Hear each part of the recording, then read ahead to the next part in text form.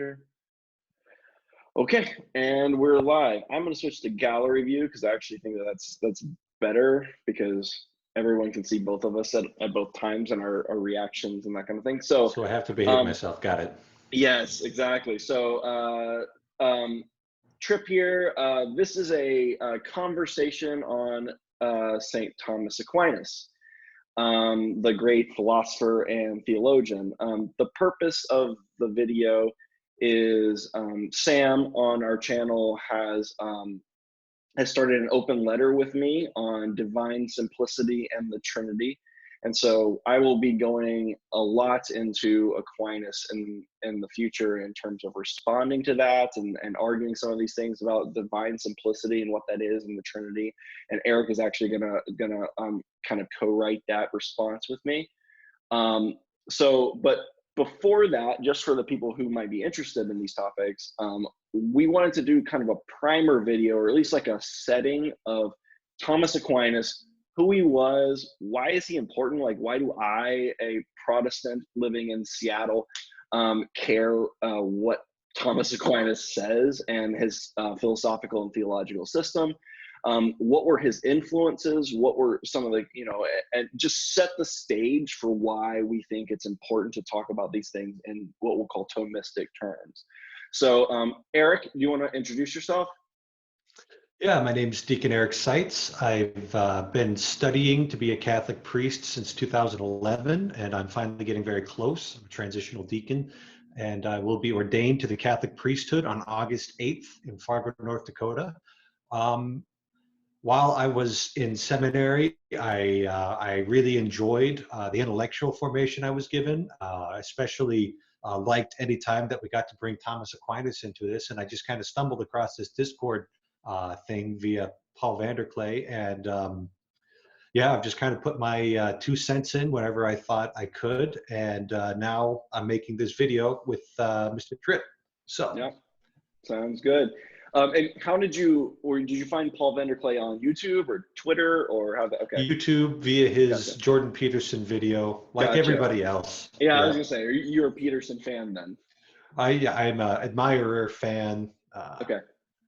Yeah. Gotcha. Cool.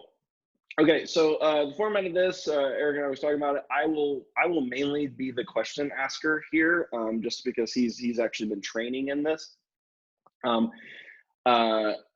and we'll see where it goes. Obviously, for those who have seen any videos of mine, I'm an opinionated person, so I will have thoughts as well. But it'll be primarily that. So, could you just walk us through Thomas Aquinas? Who was he?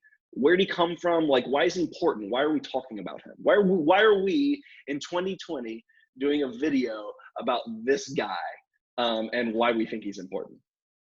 Right. So Thomas Aquinas, born circa 1225 in Italy, in the Kingdom of Sicily, came from a noble family. And so obviously we're looking at 13th century Italy. We're thinking this is really Catholic country, right? I mean, 312, the Edict of Constantine, you had the Papal States, you had, perhaps the peak of medieval Catholic culture at this time.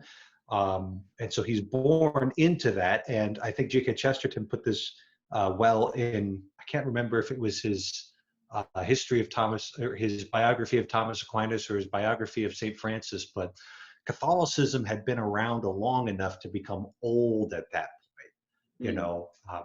He was farther separated from Christ than we are from.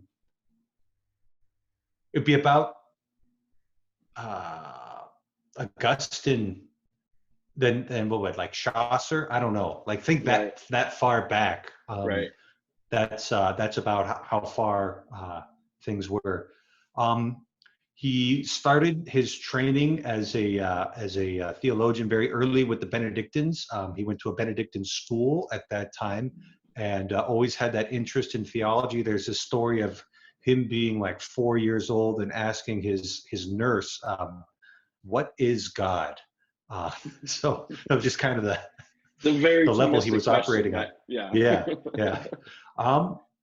So his family was going to set him up as the abbot of Monte Cassino, the big Benedictine monastery there, and that would have just been a perfect, semi-political appointment. But yeah, he's a good kid; he'll make a good monk. And he went off and joined the Dominicans. They looked like a venerable order to us at the time, but they were brand new. There was some Hmm. Spaniard who was preaching against Albigensians who was forming this order. They didn't own um, property the same way that the Benedictines did. They were a mendicant order, so they relied on alms of other people to fund their mission. And their family actually opposed this. And so the story goes, it's a little fuzzy in the details, but his family locked him up in the top of a tower to try and convince him to change his mind. Right. Um, and he just sat there patiently, waited his family out, and then eventually got to go join the Dominicans. And ended up, I think, teaching at the University of Paris. Mhm. Yeah, that was Yep. his kind of, but he did most of his education in Naples. Yep. Why was he called the dumb ox? Oh, so there's this.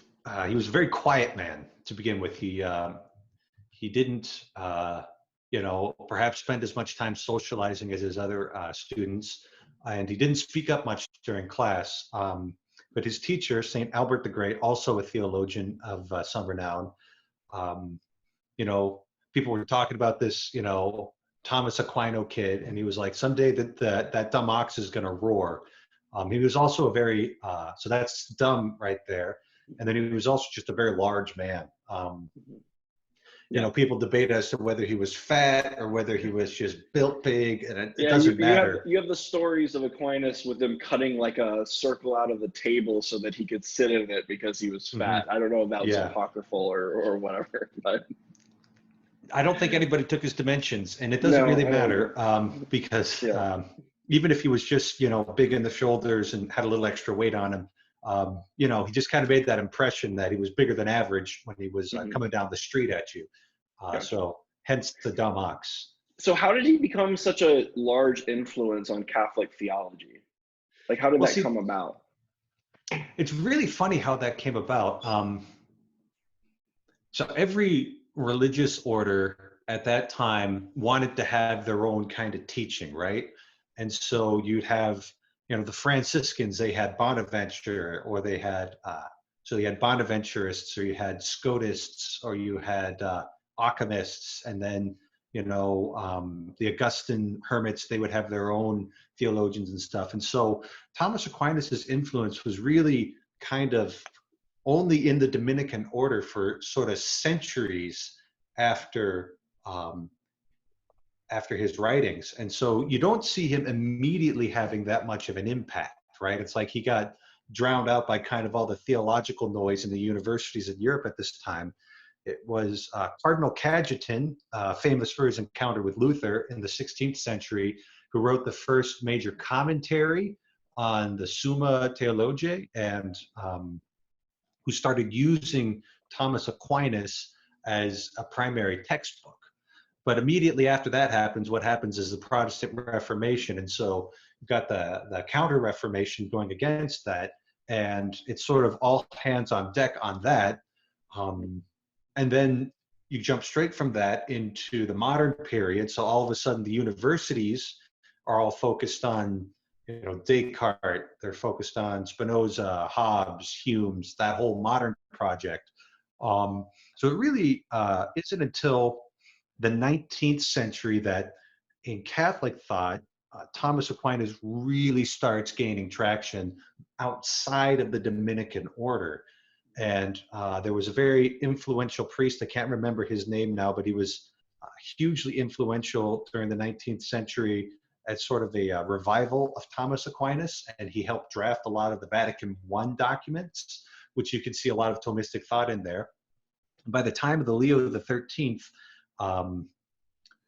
he was the Pope at the end of the 19th century, and he made a law that seminarians should be taught the theology of Thomas Aquinas. And if you wanted to say on one issue or another, later disagree or have your own take or your own interpretation, it's not like that was strictly forbidden, but Right. he wanted Thomas Aquinas to be held up as the theologian of the church, precisely because, this is kind of my take on that, is his method as being the most Catholic method. Maybe you don't have to follow every single conclusion he ever had.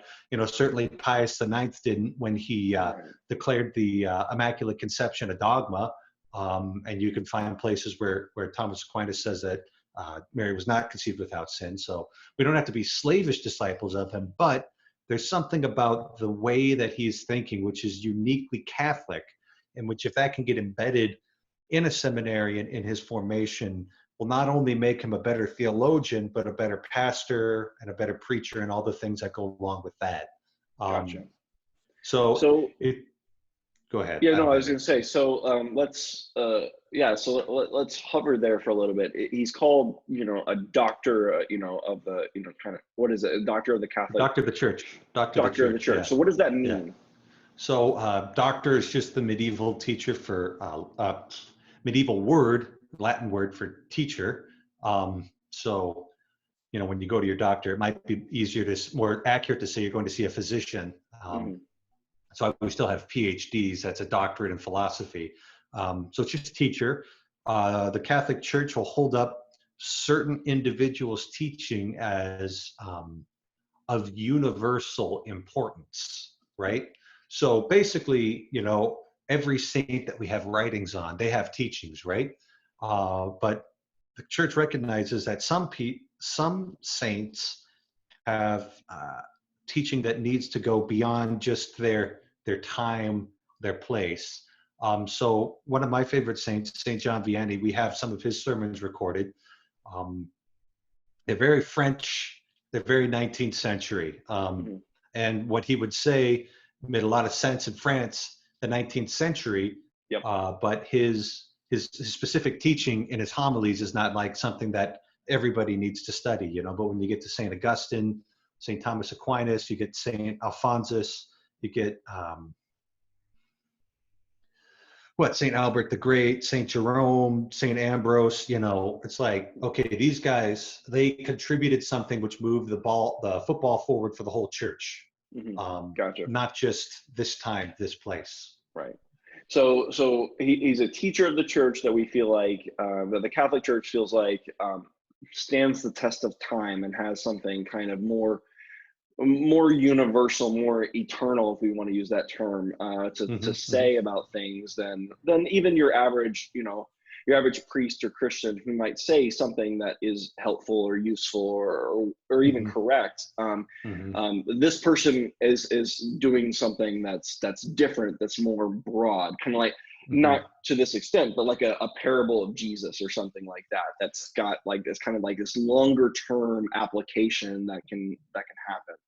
So let's talk a little bit about, you mentioned like one of the reasons that you think that he meets that criteria is his methodology, like the way that he goes about things and why it's so important that everyone in the Catholic order needs to study his theology. Can you talk about that? What is his methodology?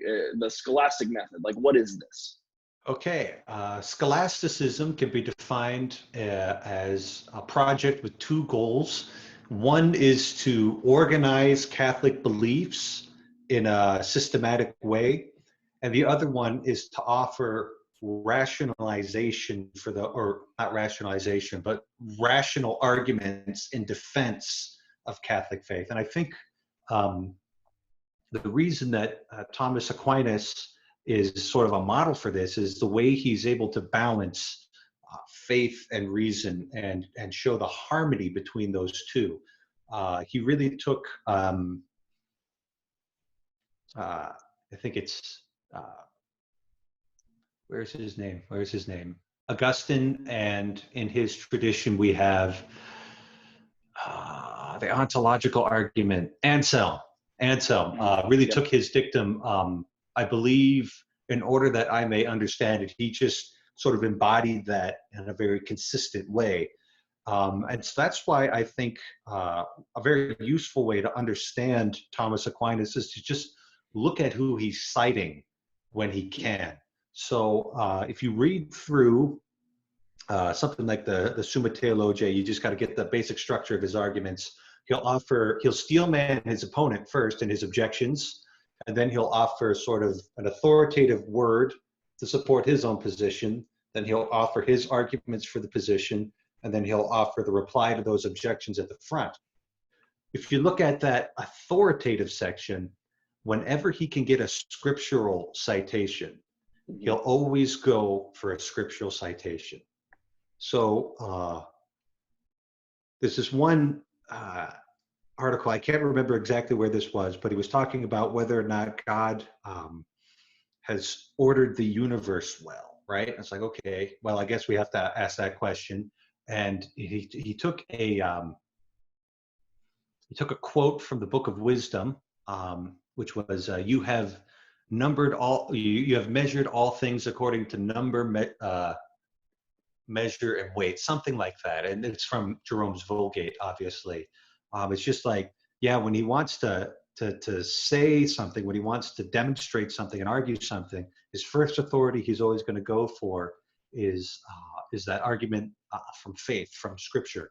And so he really, some people will accuse him of being rationalist because of the degree to which he employs philosophy in his argumentation. And while I certainly think there are plenty of scholastics who fell into that rationalization trap, especially the farther and farther you get from the beginning of the scholastic project in about the 9th, 10th century, once you get into like the 14th, 15th, 16th century, I think theologians start getting a little too impressed with their own logic, and they really start to lose that grounding in Scripture. And a lot of people, I would say, like, that's one of the things that's always struck me about Aquinas is that, like, sometimes he, it's kind of like 3 categories. So he's always going to use the scholastic method, and so some things he'll say, listen, I can't logically prove this. I can't rationally prove this. So the Trinity would be one such thing, right? He can't. He's like, I have no like natural theology that would give me this, right? This is part of theology proper, right? The study of God versus natural theology of what we know about God from what He's created. And so he says, like, I can't get from natural theology to something like the Trinity. I rely on Scripture. That's a revelation, right? And he was totally comfortable with that. It's not like he was saying, like, so what he would say about the Trinity is trying to prove that it's not illogical, that it's not irrational, that it works, but it has to be revealed. It's not something that I can prove, like, I can prove God's existence in some aspects of God. That's one that I can't prove. There are other ones that he says, well, both Scripture reveals it and I can prove it. And there's some things that Scripture doesn't reveal, but I can also prove, right? Rationally, I can approach that. And in some ways, it's a very humble way of approaching these problems, right? Is like to categorize them and say, well, listen, I can know more than what Scripture says, but I can't prove everything Scripture says rationally. And so I think that's where the rationalists went too far, and they're like, well, if it's in Scripture, I need to be able to prove it rationally absent revelation. And Thomas Aquinas does not go there. That is very clearly not what he believed. Right, and so that's just sort of a result of believing in one God as the author of all truth. Right. And just having that firmly convicted inside your bones so much that it's like, well, of course there's not going to be a contradiction between Scripture and science. Right. Why is that even a concern for you? Exactly. So like his task a lot of times was to try and say, listen, there's a mystery, but there's not a contradiction, right? And kind of the way that I would sum up Thomas Aquinas's philosophy would be just that, like, good philosophy doesn't reduce the mystery of God. Like, it doesn't try to eliminate the mystery of God. Good philosophy gets reduced to the mystery of God. And like Aquinas really goes there. Like, he's like, listen, I'm sure it's not contradictory, but it is a mystery. And he's totally comfortable sitting in that. It's a mystery. which is what I appreciate about them. And I don't like the reductive nature of the rationalists, nor do I like the mysticism of saying we can't know some things and like it doesn't matter, ignore contradictions and that kind of stuff. Like Aquinas is trying to straddle that fence, which I appreciate. Yep. So what were his major, you mentioned, scripture as being the top one. What are some of the other like systems of philosophy or people that were really big influences on Aquinas? Right. Well, just one last thing about scripture. He wrote a ton of scriptural commentaries. Yeah. I remember reading, I can't remember what source it was, but they said that nobody had written a treatise on Paul between Paul's letter to the Romans between like Augustine and Calvin or something.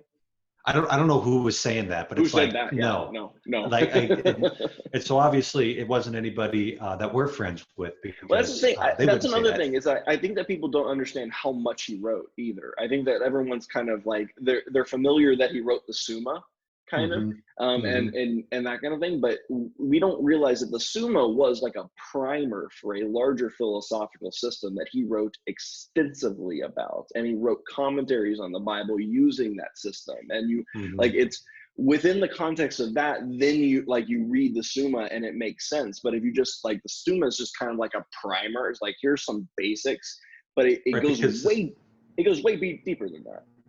Right, because the Summa is a genre, right? Right.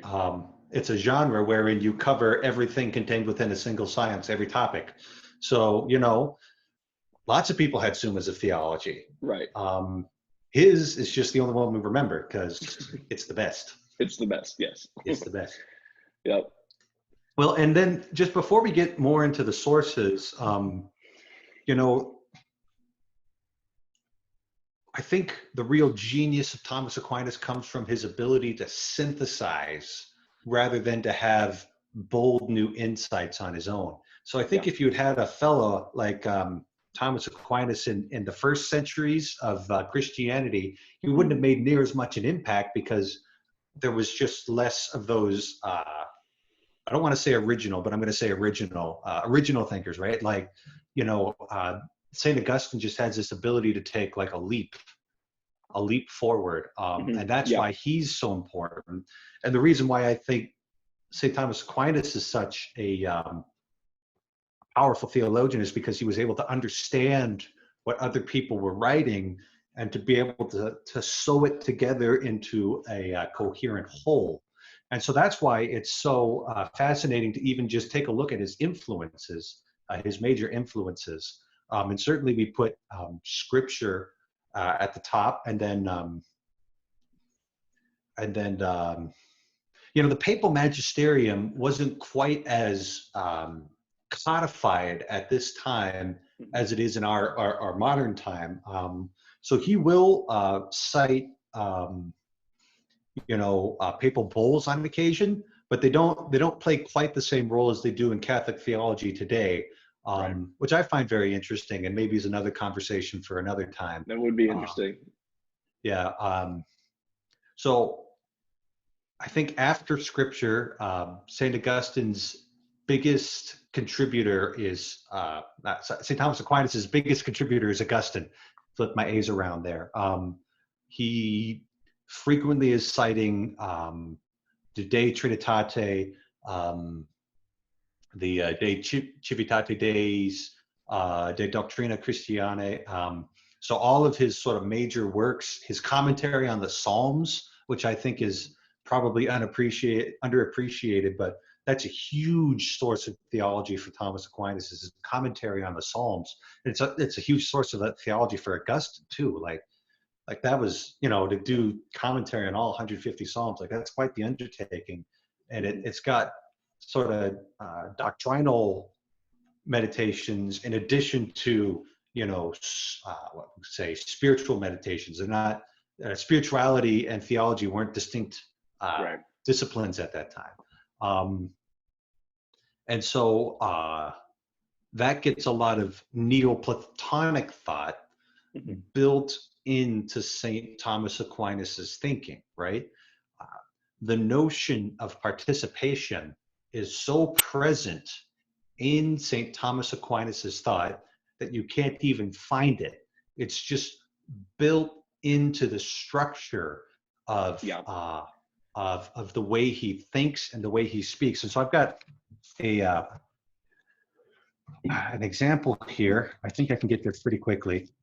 Right. So we're just going to go into the three modes of God's presence in creation. Right.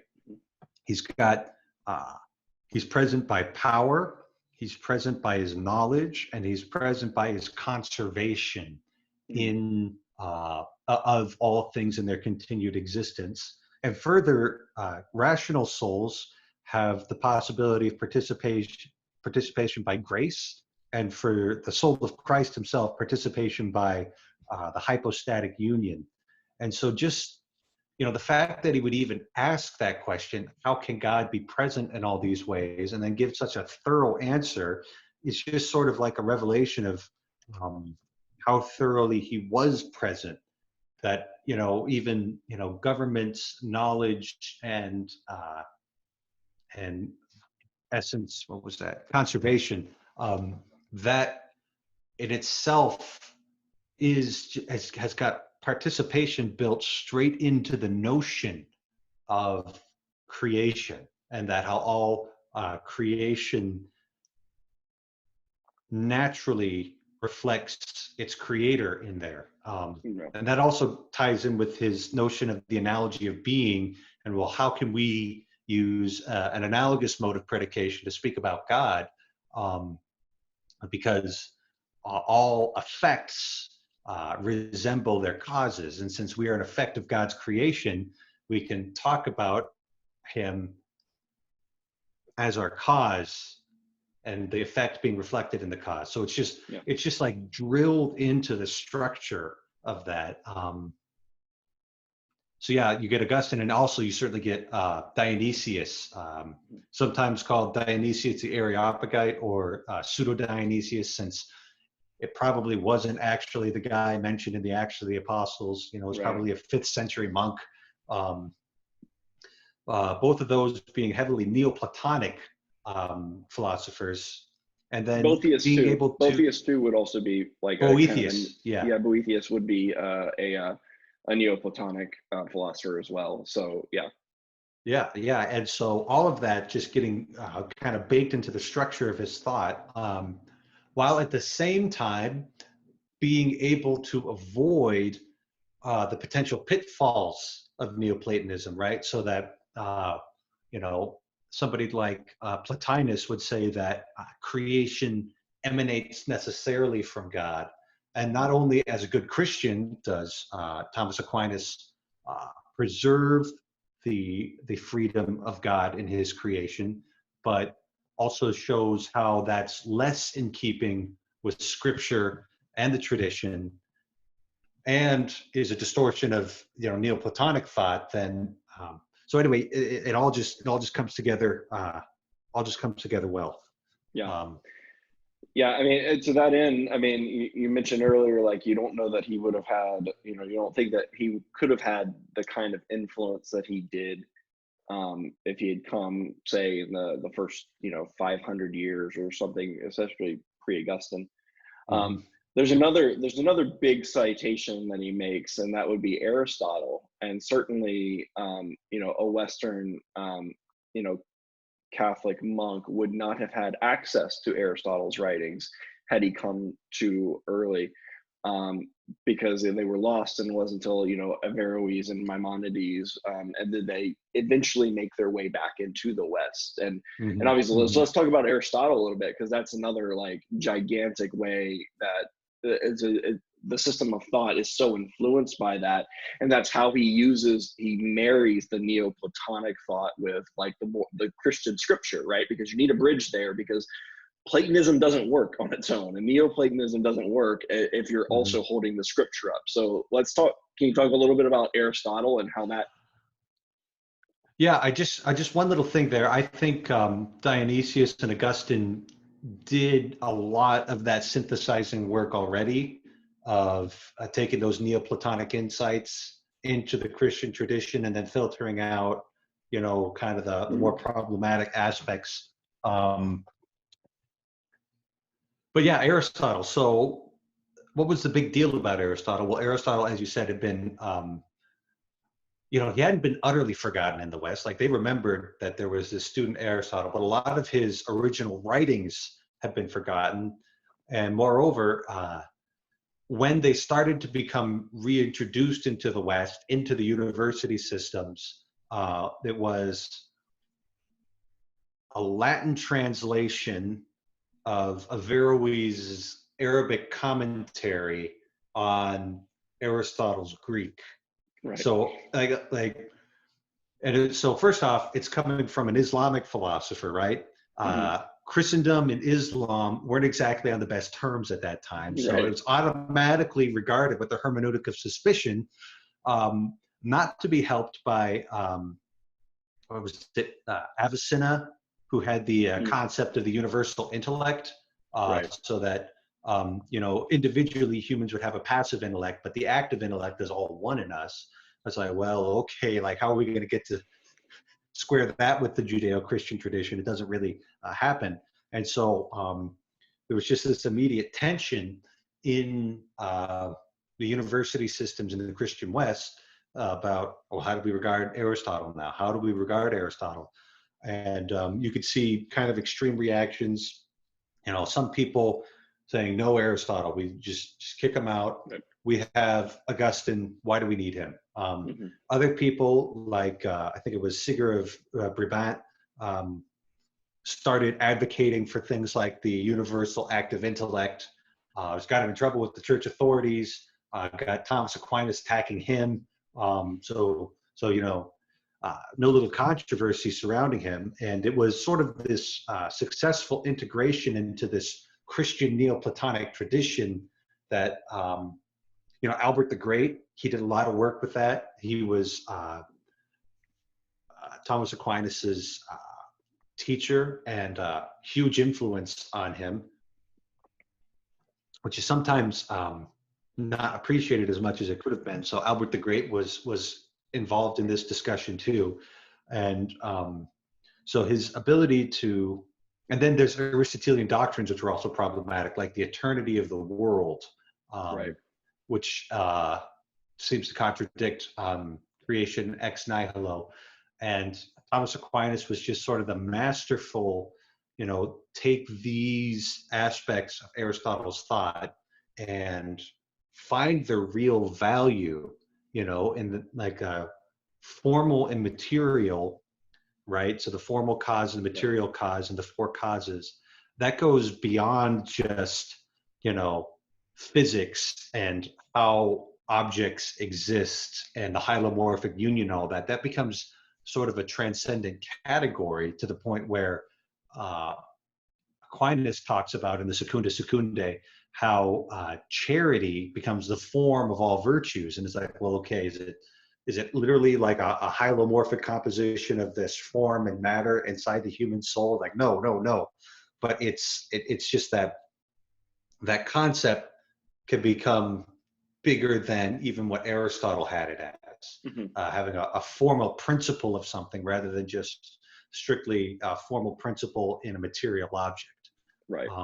And all sorts of brilliant syntheses along those lines. Yeah, I mean, the eternality of the world is, I think, one of those areas that kind of like the Trinity, where Aquinas, I think, and even other Christians, earlier Christians, like I think Origen might have thought that the world might be eternal as well. And so like this was clearly Aristotle thought that.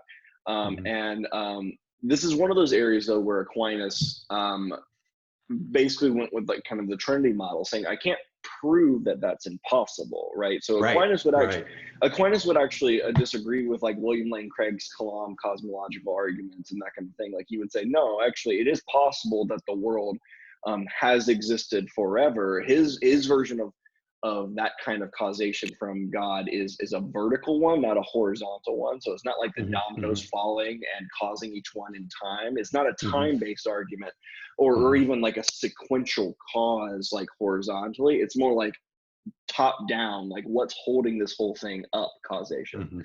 That's his version of the cosmological argument. And so like he would actually really disagree with William Lane Craig and the people that would like kind of misrepresent or use a different version of the cosmological argument. And also Bonaventure And would say Bonaventure, that you could prove that the yeah. world was And created so, in time. whatever but it is interesting that like that is one of the other areas where Aquinas, like I can't rationally prove it, but clearly scripture teaches that creation happened at a moment in time, right? And so he defers to that and says that's not contradictory with anything else that I'm arguing, or the rational system, but I can't rationally build that case because I don't think it's true. So it's a type of intellectual honesty that I really appreciate in Aquinas too, that he's not trying to, he will not claim to be able to prove something that he can't prove, which I think a lot of times goes, we don't do that a lot, right? A lot of times it's the rationalist like imperative, right? We have to logically prove everything from the bottom up. And Aquinas is like, nope, can't do that. That's not possible. But that's fine because we have revelation and it's consistent with everything else that we know. So right. Anyway, another major influence that I think a lot of people miss is Saint Gregory the Great and his commentary on Job, his moral commentary on Job. That's all over the place, especially when you get into Thomas Aquinas's treatises on human nature. Yeah. Like the whole notion of, like the system of virtues that he lays out. We've got the 4 cardinal virtues, and you can annex other virtues underneath that.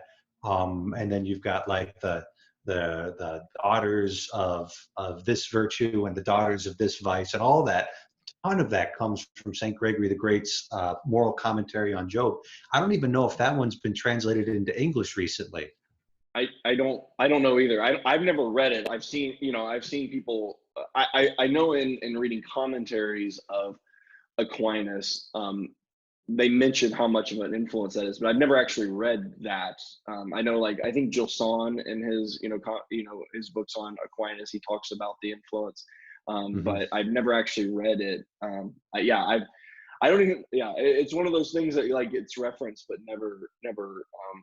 never actually cited in some ways, which is interesting. I don't know. Have you read it at all? No, I haven't, I haven't looked that hard. And then the only copy I ever found in the library was the Latin original. And, I've got decent Latin, but no, not unless you put me in a university to study this. Yep. I do think that's an interesting thing that like Aquinas did also come at a very interesting time when like a lot of these translations were like, obviously he knew Latin very well, but you also you were starting to have better translations of Greek also into Latin, which really helped because that is one of the things. Like Augustine was brilliant and had all these new ways of looking at things. But if you read Augustine, often he'll even say like, my Greek's not that good. I don't really know what these people are talking about. And so like maybe they have a point. I don't know. Like, I mean, he'll literally say that sometimes, but Aquinas came at a time where that wasn't really necessary because you were starting to have better translations of some of the Greek, not just the scriptures, but things like Aristotle and all these other Greek thinkers, Boethius and that kind of thing, that Augustine just wasn't privy to, and did not himself speak Greek. I mean, he read Greek, but did not himself, read it well enough to really understand the systems of thought in ways that I think Aquinas could, which is why I think Aquinas was so good at synthesizing them, and why he was so good at that, because he had access to lots of information that previous people did not. And it's one of those, like, God placed him right place, right time for him to do what he does best, which is synthesize, I think. Anyway, so any other influences that you can think of? Those are the big ones. He's really good at handling disputes between the church fathers too, where he'll say, well, Ambrose said this and Jerome said that, and well, I go with Jerome here for X, Y, and Z. Right. And so you'll get arguments between the church fathers resolved in him. think you'll get a lot of distortions in Augustine. So sometimes, one of his objections will be something Augustine says, and then a misinterpretation underneath it, and he'll go ahead and clear it out. So just being able to understand Augustine well was just like a huge step forward that saved him a whole bunch of problems. So yeah, that's, those are your big ones: Scripture, Augustine, Dionysius, St. Gregory the Great, Aristotle, and the other church fathers. Whenever he can make an argument using them as his authority, he will. Yeah. And it's only in those places where he can't be firmly grounded in that he'll have to make his own arguments, basically. Yeah. So those are his influences. What do you think what are a couple of like key concepts or terms that Aquinas would use, or like a Thomist like you or me might use, that might get misinterpreted? Like, what are the key like things that you need to understand about the Thomistic system in order to properly either critique it or defend it? Oh, I don't have a quick answer for that. Yeah, I think I'll give one that I find is that mm-hmm. the doctrine of analogy, right? That is a really important one with him, Mm-hmm. and it's where the rationalists, that they have a very different interpretation, or a very different way of like viewing epistemology and knowledge and all of this kind of stuff. That Mm-hmm. the difference between God and us is so great that we know by analogy what God is like, but we don't have univocal knowledge of God.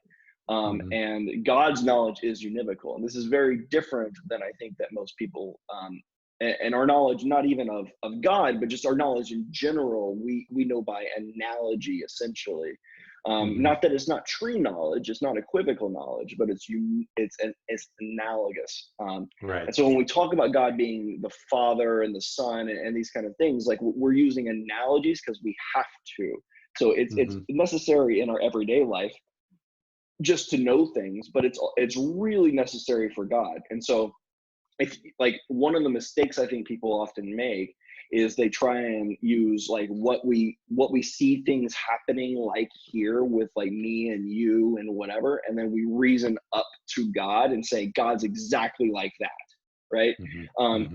As opposed to the other way around, saying, well, no, we're participating, analogously in what is God's like, but it's never the same as what God is. And so God's knowledge of himself, logos, is very different than my knowledge of myself, right? And especially the univocal knowledge of a being who is pure being is like, now we're talking about something very different, and you can't apply human categories to God in that way, and strictly apply them in a rationalist sense. So I think analogy is one of the key concepts that you have to get about Aquinas, especially when he's talking about his theology proper. What is God like? It's really important. So that's one that I think is an important concept that we've lost in some way. Especially because he points out different types of analogies and say this one works and these don't. Right. Yep. And then it's all contained in a question called the names of God, which, if you're looking to study analogy, might not be the first place you'd go looking. Yeah, and this like, some names can be applied to all the persons of the Trinity, and some are properly applied to one person of the Trinity. And so, like, again, like, it's a really important concept, and it kind of just like percolates throughout his theology. So that's one for me. You think of any? I can think of, causation is one. Yeah, the difference between event causation and ontological causation, and the difference between those notions. That's huge, because in a Thomistic system and an Aristotelian system, and probably for most of the ancients, their notion of causality was primarily objective, right? So they would think of it, if they were thinking thoroughly, as reality being communicated between different objects, right? And there was some perfection that this object was giving to this object, or this, you know, they would think of it all out there. Whereas if you start looking at David Hume, his, at least his method for approaching causality is sort of inside out, right? Yeah. So he's like, look, we can't observe reality at its core causing things. So all we can do is make mental associations. Yeah, we infer causation. We don't observe it. Yeah. Right, right. And Aquinas would be like, well, okay, but like, okay, I get it. All knowledge begins in the senses, but it's obviously there, you know. Right. So Yeah. your entire project is wrong. Yeah. Right. And also, we should point out also that another thing that I'm constantly pushing back on is the idea that just because we have a material kind of Humean description of a causal event doesn't mean that it doesn't prove that there's not like a teleological or final cause, or there's not a formal cause and those kind of things. And in fact, Aquinas or Aristotle would say, well, I would expect there to be a material and efficient cause. Those are always present. So you giving me the material and efficient causes and saying, listen, I can even describe them mathematically, in no way undermines, like they would say, actually, I'm wrong if you can't do that. And so you're not actually answering, you're not actually objecting in a way that's outside, and it's a misunderstanding of the system to think, oh, so now that I can describe gravity, there's no telos to the rock falling or something like that. And that's something that I even see really good philosophers, I won't name names, but people who have seen the videos probably know what I'm talking about. Like people who have PhDs and teachers and professors at universities make that argument. Be like, well, this removed telos from the world. You're like, no, it didn't. Not for Aristotle and Aquinas. That would actually be very much expected, what you're saying.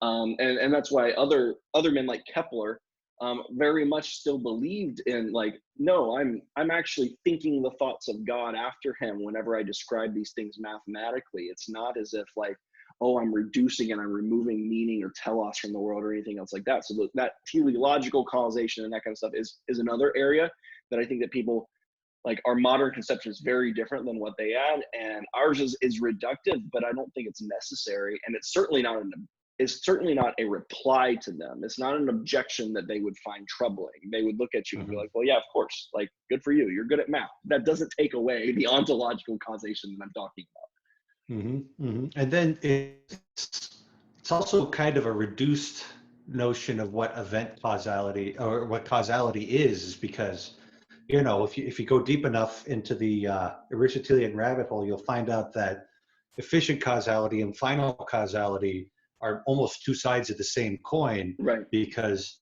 every efficient cause is operating towards a specified end, Right? And that's not even like a scientific question right there. That's like so embedded in the scientific worldview that they can't even see it anymore. Right. That you could separate it out anyway. Right. Well, and similarly, the like material and formal cause are almost like two sides of the same coin as well, because like prime matter is just chaos, right? It's not anything in itself. It's not intelligible. It's not. It's just so like you always have the material and the like those are also two sides of the same coin. So it can become, I think Aquinas did a really nice job of kind of like melding them together and saying these are all present and you're not getting rid of them. So that's one. I don't know, potency and act, I think are interesting concepts that we've kind of lost. I don't know if you find that people don't really understand what we mean by like potency and act. Right. Well, yeah. What about potency and act? So those are sort of more general categories for Aquinas, that potency and act aren't actually their own binary, but they describe a lot of other binaries. So like form and matter. Well, form is the active principle and matter is the passive principle, essence and existence. Well, form, the essence is the formal principle and existence is the material principle. soul and body. The soul is the active principle, and the body is the potent principle. Getting a little mixed up here. Yeah, and you know, when I was first learning these things, I was like, okay, well, what does prime matter? You know, just unconsciously, I'm a 19-year-old. I've never studied any philosophy before. I was like, okay, what's prime matter like? And I just sit there and I start trying to think about what prime matter is like. And it's like, a few years after that exercise, it was like, no, the prime matter doesn't actually exist. It's a substrate on which other forms impose their reality on. Yeah, it's the earth. It's the earth was formless, right? Yeah. And the Spirit of God was hovering over the waters, which represented chaos, right? It's not something in itself. It's you can't describe it because you can't. How can you know it if it has no form? You're informed by the what it is, and there's nothing there. So prime matter is it's the substrate. It's the chaotic substrate, and so we can think about it abstractly, but you can't. We can describe. I guess it's one of those things where we can describe what it's not, but you can't describe what it is really. Like because it's not anything. Yeah, it's not anything. What is prime matter? Yeah, it's a theory. It's a being of reason. Right. Exactly. Yeah, that's a good way of putting it. It's a being of reason. Yeah. Any other major topics that you wanted to chat about the primer of Aquinas? I know that you and I are working on, to try and see if we can explain why we don't think that the Trinity and divine simplicity are actually contradictory. Any important thing that you want to kind of prime that discussion? Mm-hmm. Oh, to prime that discussion. Any concepts or anything like that you think would be helpful? I mean, I think we're going to dive into the concept of relation as an accident, and I think we're going to spend a lot of time there. Just something I think is very important to know about St. Thomas Aquinas isn't just the fact that he was really, really, really smart. That he's also a saint, that he was also a man of discipline. He was a man of extraordinary charity to everyone around him. And just there's a little evidence of that was how much time he would spend writing letters to people. All sorts of people would write him letters, and whenever he could, he would write them back. And even if they were like not very intelligent letters, he'd always give them a thoughtful response. And that's not something that somebody who's too big for their britches is going to do. They're just going to throw the fan mail out. And really, he was quite the mystic too.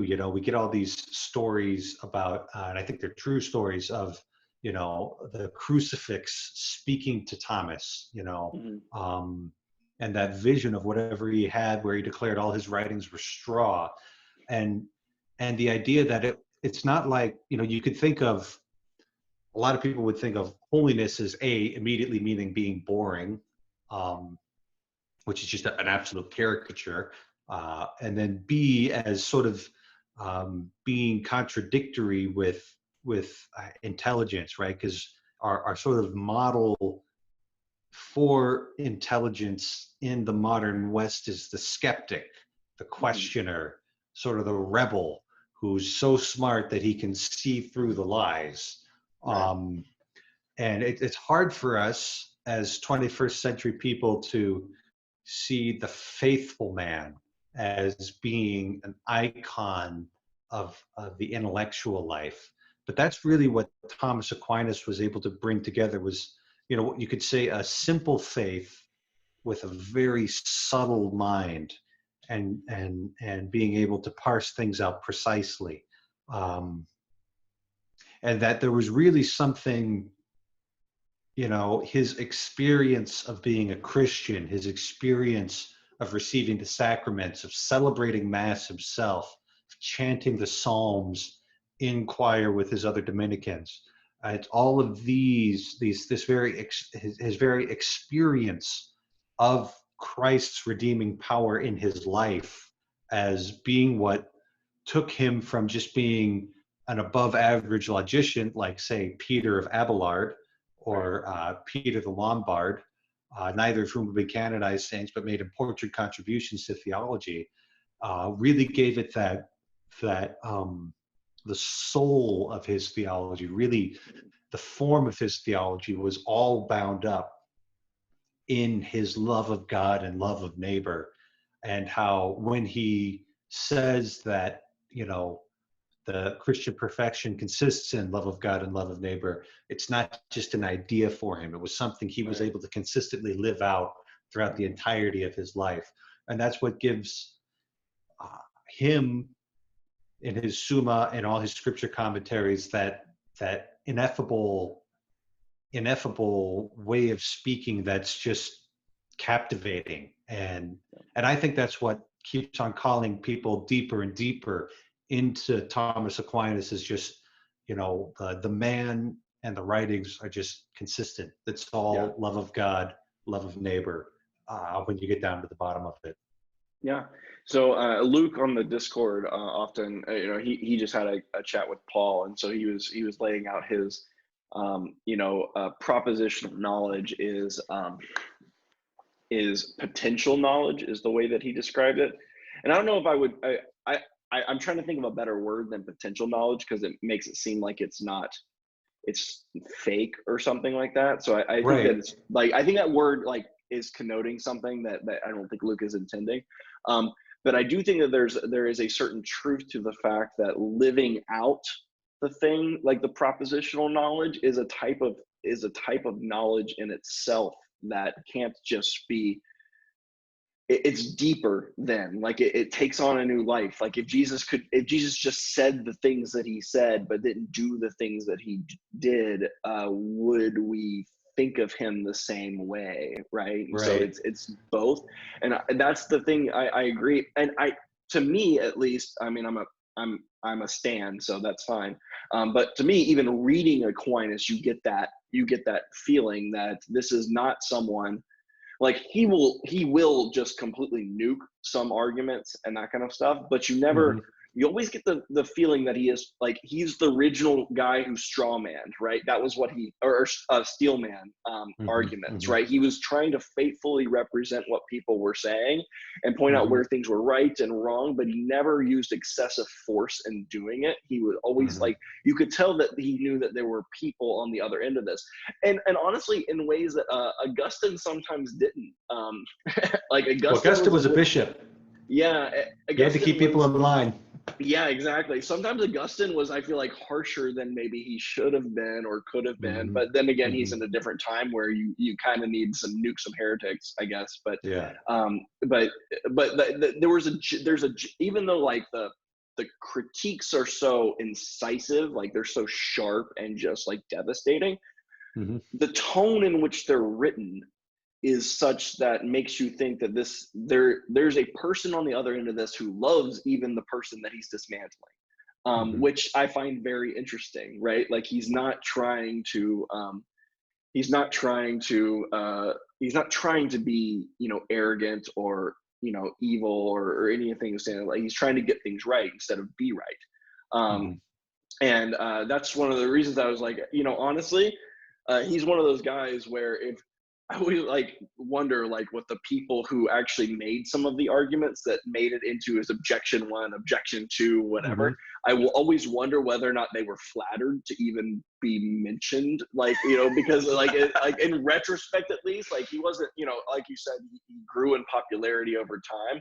But in retrospect, hey, if you made something that was as big of an argument that Aquinas even bothered to deal with it, I was like, I'll take that as a compliment. I hope to have a bad argument one day that's worth his attention. Yeah. At least you said something new. Yeah, exactly. Yeah. You're not just retreading old ground. Okay. And that reminds me, it's one of those things that the closest I've ever got to that was I did a little bit of work with Alvin Plantinga back when I was writing my thesis, and so that is one of the things that, like, the nicest compliment I ever got from Plantinga was, that's not a completely stupid argument. So I'm like, oh, that's Huh. high praise. That's high Yeah. praise coming from Alvin. So like, I would love to be nuked by Aquinas one day. Maybe Yeah. when we're heaven. Yeah, yeah. Well, it could be a lot of fun. Could be a lot of fun. Might Yeah, be harder when you're having a direct intellectual vision of God Himself, but that's true. The beatific vision might make it so I can't make arguments anymore. yeah, Maybe he's writing one. Maybe he's just looking down and saying, "Oh, okay, I'm just noting all the ways the trip goes wrong." Be like, "Here's where you went wrong there." But yeah. All right. This was fun. I really enjoyed it. Stay tuned, everyone. If you're interested in these kind of topics, we will respond to the letter wiki of Sam, pretty soon, and then we'll go from there. We'll see how many more of these we do. There's a lot of yeah. topics to talk about, but this is fun for me. Thanks. All right. Fun for me too. Thanks for having me on. Yep.